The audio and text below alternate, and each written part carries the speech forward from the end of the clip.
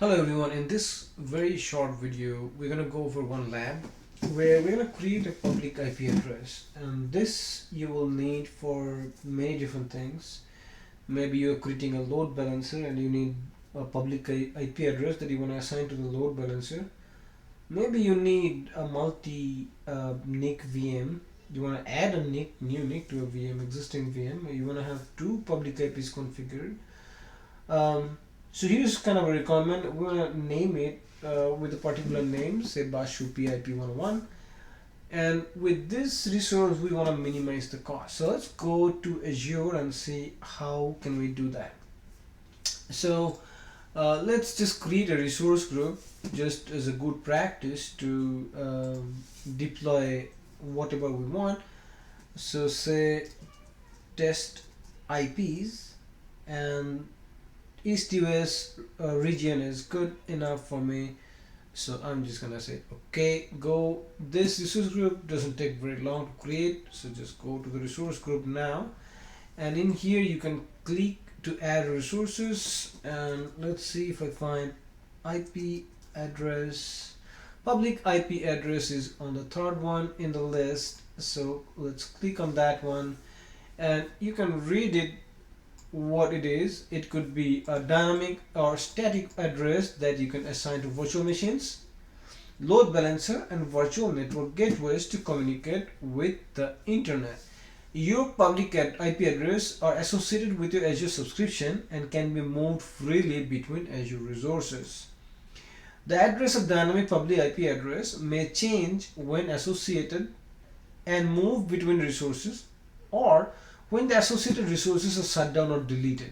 Okay, so keep that in mind. You can use a static public IP address to ensure that the assigned address remains the same even if the associated resource is shut down or deleted. Like for example, you have a virtual machine, you assign a static IP address. If you reboot, you're still gonna have the same public IP.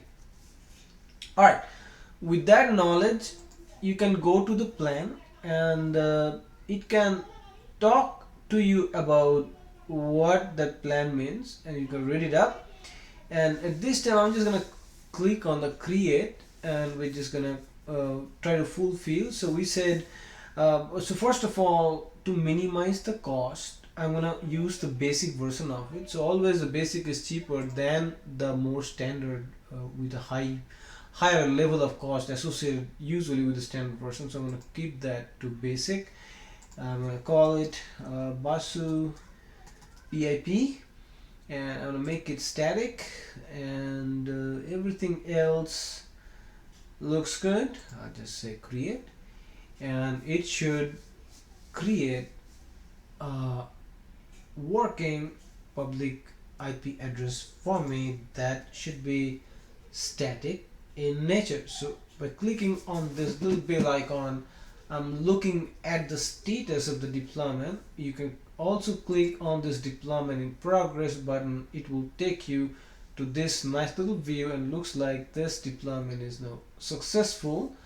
So you can click on go to resource. It should take you to the resource and look at that. So we now have a public IP address that is SKU is the basic, deployed in the East US, and under the test IPs resource group, and name of the resource is Basu PIP. So we have met our requirements for this lab. So I'm going to end the lab over here. You can do and play around and look at some of the other features that comes with PIP, like locks, like some properties, and other configuration that you can assign to this public IP address. Hopefully the video is useful to you. Enjoy learning Azure. If you're preparing for an exam, good luck. Thank you.